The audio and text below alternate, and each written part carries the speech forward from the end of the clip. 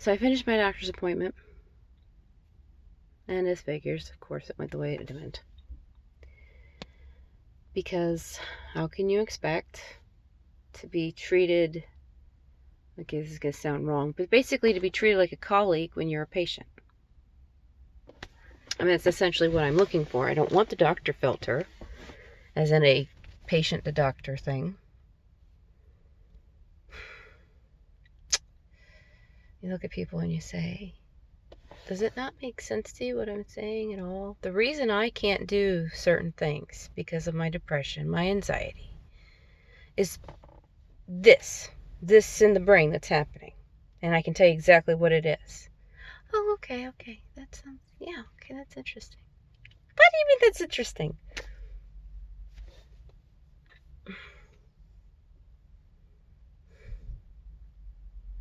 I wasn't going to make a video. I'm in a whole nother parking lot now. But Creep came on.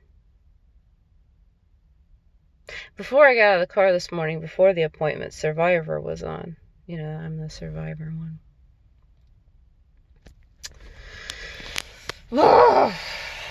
It's frustrating. I know this is just the way it's going to be, and most likely this won't come out until after my death.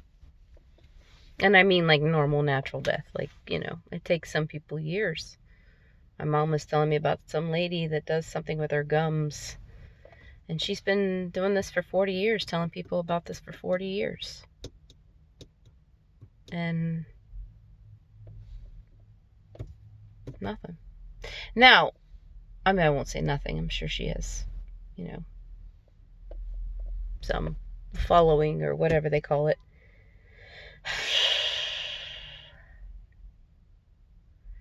She's an actual dentist. I'm not a doctor.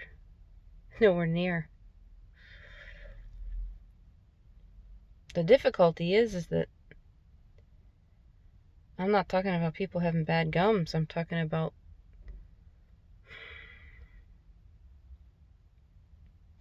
mental health.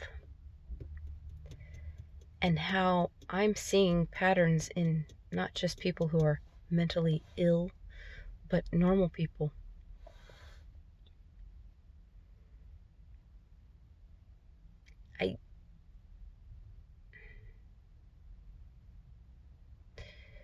For as much as I know that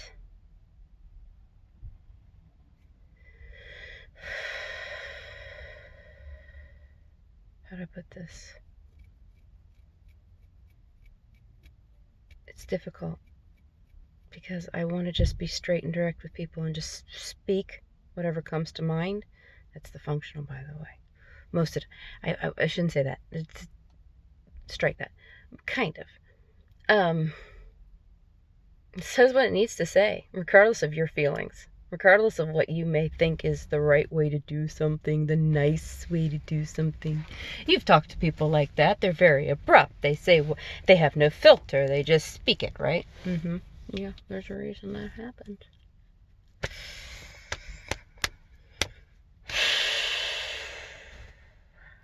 But my emotional side gets the better of me and makes me go blah, blah, blah, blah with my words. Because the need to say just the right things is overwhelming. It shouldn't be that strong. I'm much better when I'm actually doing something, like driving, dishes, things like that. Because the functional's too busy focusing on that to worry about the whole being overwhelmed thing. And because there isn't a camera or a person looking at them, that extra stimulus isn't there then. Which also causes things to be overwhelming. I still remember that episode of Judge Judy when that guy couldn't look at her in the face. He kept looking away. And she, sir, you'll have to look at me. You have to look at me. I'm like, you're overwhelming to him. The particular type of person he is, you're very overwhelming. You're not just overwhelming. You're very overwhelming. But of course, I can't say that because then it's, what are you talking about? That doesn't make sense to anybody. I mean, It really does. You know how things work. It really does. But in order to be able to say things like that, to be direct in that manner, my brain keeps trying to say, then people have to know the very beginning. They have to know exactly step 1 and step 2. Go back to page 1 of the Lego manual. Well, actually, that's not page 1. Page 1 is a different thing. But yeah, you get the idea.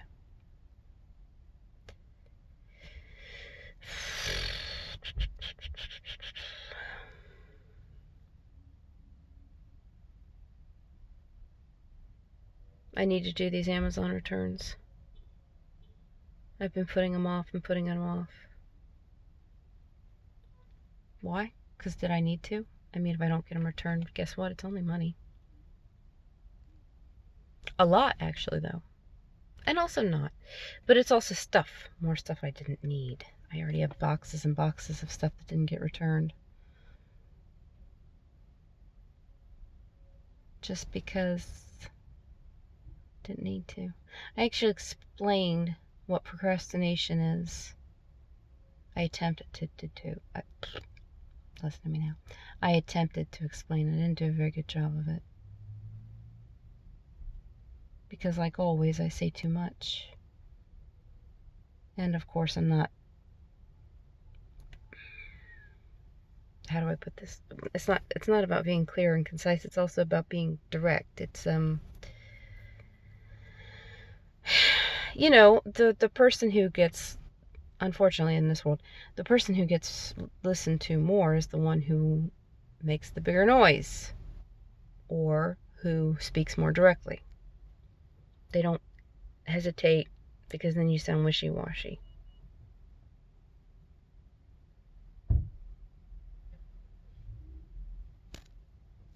There's a lot of people showing up and I don't like talking. And there's other people around, even though they can't hear me. They can't hear a word I'm saying. Still funny about it. This lady's still sitting in her car in front of me. Sup? Pick your nose. You heard me. She's looking down at her phone. She's looking down at something. I'm assuming it's her phone. Okay, now she's gonna grab her purse. She looked over. She's grabbing her purse. Okay, I gotta look away because she's got her eyes up now. I'm a people watcher. I like to observe people. That's one of the reasons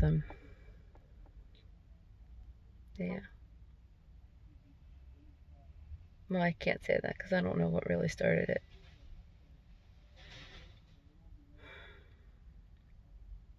Anyway, I'm frustrated though because, well, the obvious. That obviously was going to happen. I mean, most people, even if they have a good idea, they don't get noticed right away. Especially in this day and age. So many people have so many great ideas. It just doesn't happen overnight. In my brain, it does. Like not just, in the emotional side, but me being the emotionalist I am. The big dreamer part is like, oh, this information I have is going to rock the world. It's going to change the world. It's going to save the world. The superhero complex, Because we all want to be someone's hero. We all want to be a hero in some way. A lot of people are cool with the whole idea of just being like normal heroes, like, just being a firefighter, just being a nurse, or just being a parent or a teacher. But we all also have that little side to us. Some people have a little bigger of that side than others that, wants to be more. Well, I have it too. I always wanted to be more. Didn't necessarily think that would actually happen. But dreams are important. They keep us going.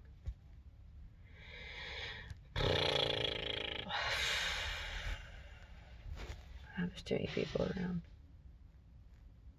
Just threw a cart. One guy came out of the store earlier. I think that's the reason I'm even making a video right now, is he came out of the store and it's like a slope from the front door out into the parking lot, and he was like he jumped up and rode the cart, like how you kind of lean forward and across the parking lot. I thought that was cool. I didn't say anything. Should have. I should tell someone if they wearing something pretty or if they have a nice dog.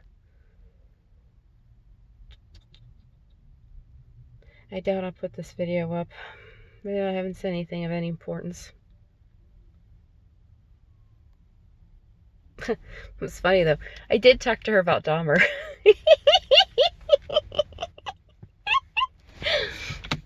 Look, I'm not a serial killer fanatic. I'm not. But when you are watching a show and you hear certain things and your brain says, click, you can't ignore it. I can't. Especially because, man, do you have any idea? Now, this is not to sound weird or anything, but do you have any idea how close our brains are to serial killer brains? Just the right ingredients, man.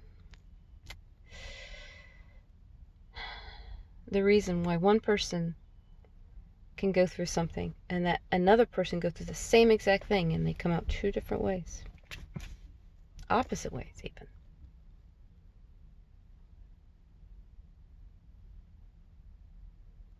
And the crazy thing is that he was just searching for answers.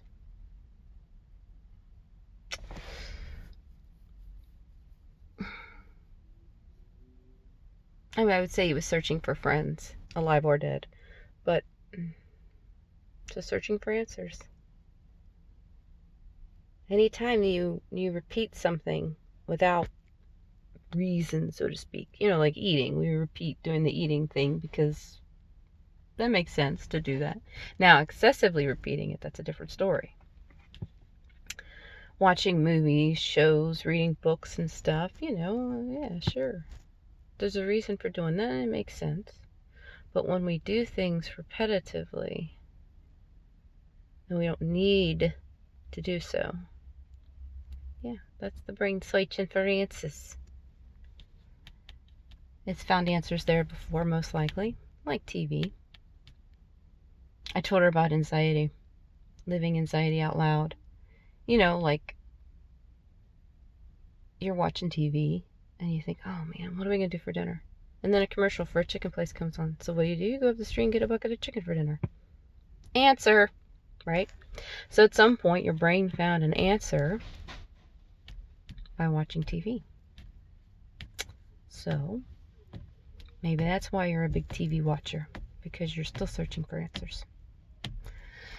And then people who watch reruns of old shows, especially after they go through something kind of traumatic. Like my brother, when he came back. I'm allowed to talk about him. When he came back from overseas, and some stuff was going on for him.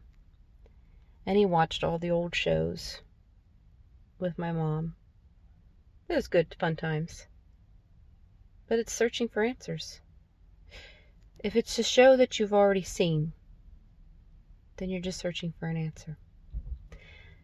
Because your brain already knows what to expect.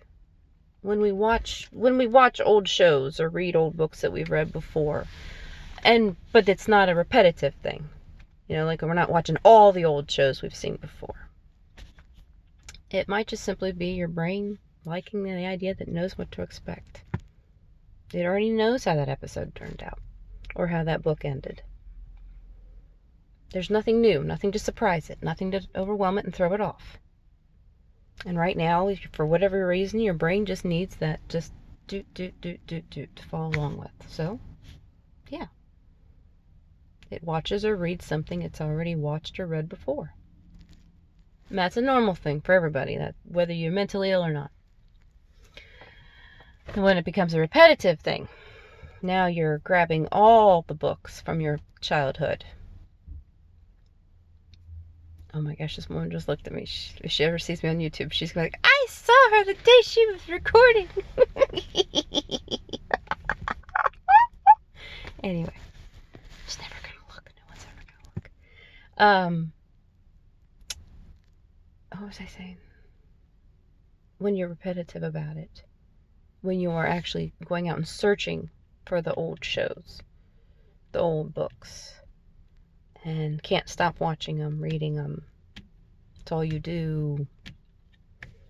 I shouldn't say that's all you do, because there's a lot of people that still live life, but they do a lot of that. I've read it before. You already know what happens. Why are you going to read it again? Because you already know what happens.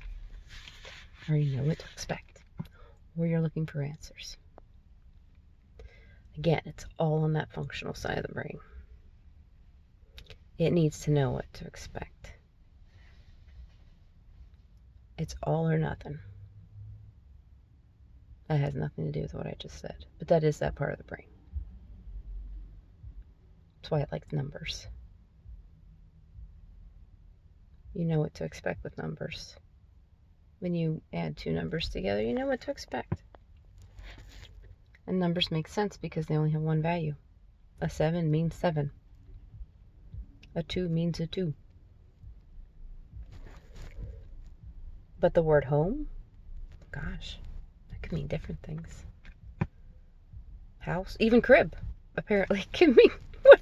It used to be you put a baby in a crib, but now crib also apparently means a person's home. Their crib that they live in. Kind of weird. I wonder where that one came from. I think there's a show called Cribs.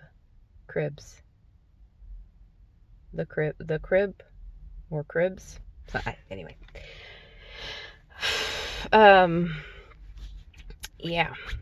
Words can have so many different reasons and definitions and spellings and numbers. They don't change. Always know what to expect with them. And they only have one value. That's why it makes sense to the functional brain. Words make sense to the functional brain in the sense of, to the point of how it needs it. If you need to be able to communicate and you need to use this many words or whatever. Some people speak in fewer words than others. All depends upon your need. Me, I'm a talker.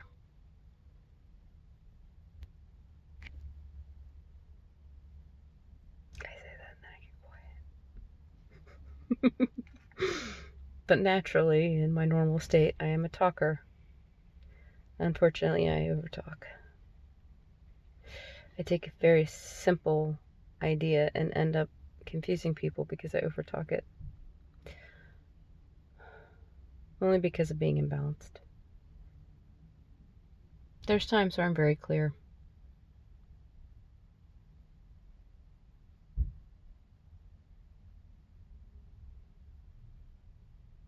Boy, I could just sit here all day and watch people.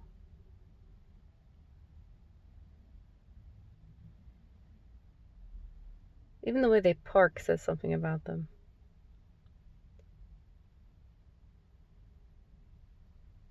Anyway.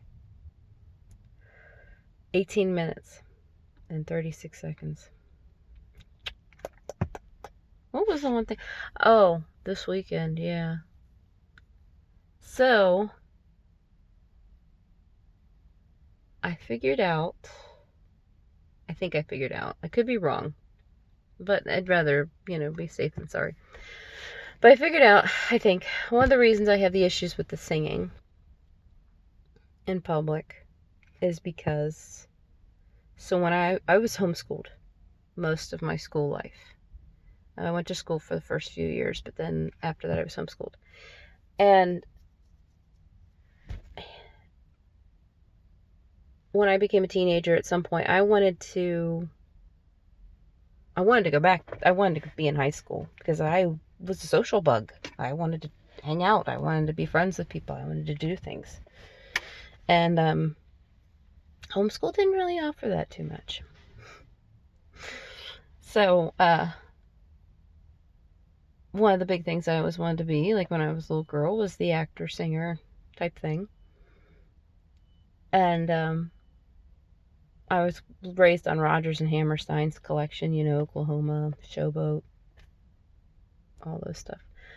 show one of them. Sound of Music. What was the one I was just thinking of? Falls on His Knife. Oh, For the Love of Cheese. Not State Fair. Carousel. There we go. That was a good one too. Anyway, I wanted to perform those. And so, somebody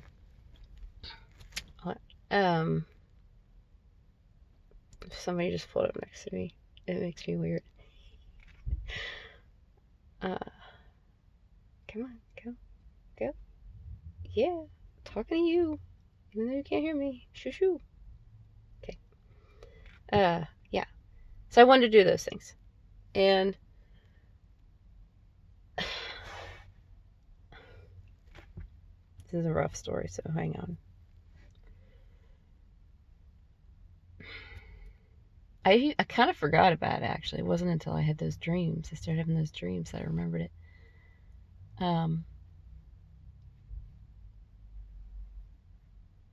I should say I didn't forget about it necessarily, but I didn't realize its importance. So, wanting to be part of the real world again, I thought, well, I would try out for the local high school drama club. Well, at that time, they weren't doing the drama club. They were doing something called Silhouettes. Dancing. That's not me. But I could sing. So I figured, hey, that's part of it. Okay, we'll do it. And I don't remember exactly how the actual audition went. I remember being out in the hallway and seeing all these people, all these other kids practicing singing and dancing. And some of them were really good. Like I would go to a show and watch them. This one girl.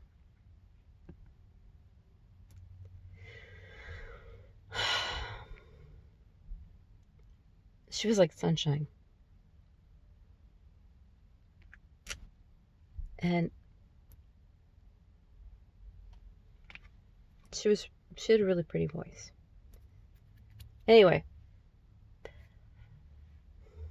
I'm getting more emotional than I need to be. It's okay though. I went in for the audition. I was one of the last people, I think. And the way things were set up, I think the audition was dancing, which I'm not a dancer. And I think I expected it to be singing. I don't think it was. I think it was dancing. But I don't really remember the audition part. I just remember that when I walked out, a few minutes later, I realized I'd left my bag in the room. So I had to run back in there. And it had fallen down behind they're not bleachers. They're like little platforms they set up to put chairs on or something, temporarily, just to fold up things. And I think my bag had fallen down behind it. So I had to climb over and, duck down and, go to get my bag. And while I was there, these other kids that were in the room was talking to the teacher. And I don't remember what was exactly said, like word for word. I just basically remember that the teacher said she didn't. Sorry. See, my mind is wanting to add in the blank spaces. And the truth is, basically, the teacher said she already had her people before those auditions. She already knew who she was going to keep.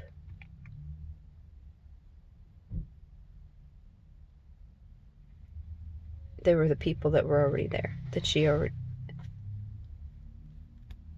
was already done, that she didn't need the auditions. None of the people that had auditioned that day were being kept. there were ones that hadn't auditioned, and those were her go-tos. Those were her people. They were the ones standing in there. And you know how you have those moments in your life where you're like, man, if I had just been a little bit braver, if I had just, I don't know, something. You think to yourself, if I had just handled that a little bit differently. I'd like to be able to say that I stood up and I looked at those people and said, excuse me? I'm sure the people in the offices would like to know what you just said. Of course, it's going to be my word against all of your alls, but we'll just see who you actually pick. Let's see. By the way, let me just take a mental note of how many people we have here. Okay, yeah. And I'm remembering your faces. Yep, those are the only ones that are going to be approved for the auditions, right? And then go to the office and, whoa. But I didn't. I didn't do that.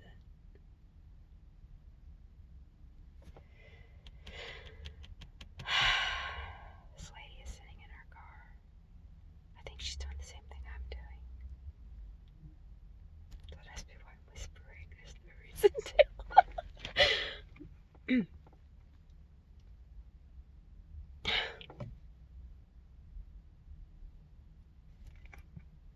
I didn't go back.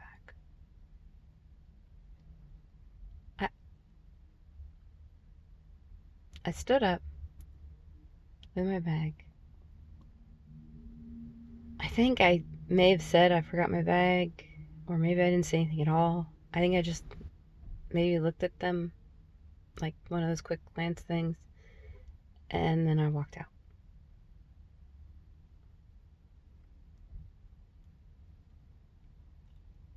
I really wish I had said something that day, because boy did it hurt, and it didn't make sense. Okay, maybe I'm not the greatest singer, but that one girl, she could sing. Those other people, they could dance, they could sing. I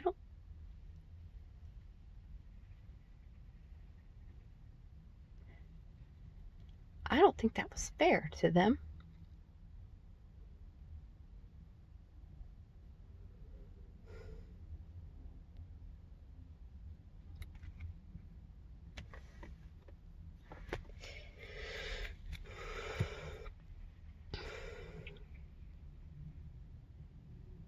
Sorry. It takes me a moment. Because since that happened, I pushed that memory down. It's a memory, I remember it, but I pushed it down. And it wasn't until not too long ago that I realized maybe, just maybe, that's the reason I have an issue with performing in public.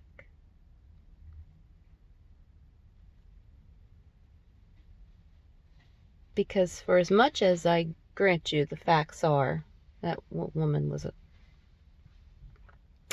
we won't say it. And not very fair. 1 + 1 = 2. The brain also looks at this way. I went in for an audition that day for dancing and singing. I was turned down. Which basically to the brain means I can't dance or sing. Get it? I know it sounds like, no. Obviously you have to look at all the other situations. Nope. That's not how the brain does things sometimes. When it shuts down for a particular reason, because something in particular happened, it's not about all that extra la around it. It's about fact. I went that day for an audition for dancing and singing. Fact. I was turned down. Get it? It's not about any of the rest of the stuff. So-and-so was in a car accident. This happened. The dog bit my foot. Nope. It has nothing to do with any of that stuff. It has to do with the basic, this is why I went. This is why I was turned down. Or and then equals turned down. 1 + 1 = 2. And when that happens and it gets stuck in the brain, it's like a little tiny thorn. That causes problems. I say that because my one friend, she says, well, yeah, you can sing. You have a nice voice. Because she's heard me, randomly. We're in the car or the song on the radio. I used to sing show tunes to her kids.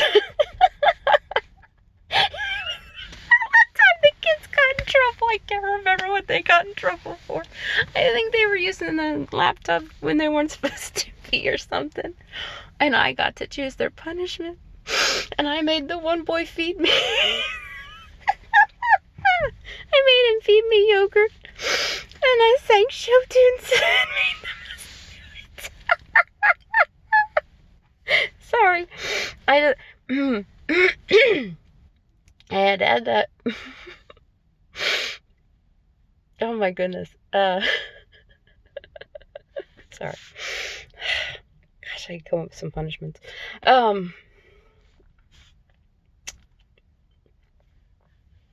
Anyway, years ago, she told me about this like little theme park, amusement park, or not too far from us, and how they were holding auditions for people to be in like their musical shows, for dancing and singing, acting, whatever they needed for it. And I really thought about doing it, but something just stopped me. I was really gonna do it, but something just stopped me. You know how like you're really gonna go oh gosh, now I can't think of any examples. But you know how in life where you're like, I really want to do that, but something just stops you. What in the world could that be? Oh my gosh! Sorry. I get so... Because I know what it is. It drives me crazy that I can't share that with the world. I mean, I can. Nobody's listening. It's okay. It happens. It's life in the fast lane. So I ended up not going. And any other opportunity I've had since then, probably maybe one or two little things. Nope. Didn't do it. Didn't go. A little while back, I think I thought about being in a play because my brother is in plays. And the one place that he was at even was offering for like new people to come in, and I was like, yeah, I'm gonna do it. I want to do it. I want to do it. I want to do it. I've even got a play written because they were looking for people to write little 10-minute plays and stuff, and I've even got a couple of those because some of those dreams I had, I could turn into a 10-minute play. Couldn't do it. I was so excited too because I've actually, to be perfectly honest, and don't be surprised if I do this eventually, I really want to share those dreams. I was actually writing them as a book. There's a lot, though. I'm already over 4,000 pages. And that's not even half. Well, it's maybe half. What do you call that? No, not half. I can't remember how much that is now. It's been a little while now since I even worried about it. But they were cool dreams. To me, they were. Probably nobody else. But eventually I hope I will. I hope I don't keep them to myself. No fun. Anyway, I thought it was a cute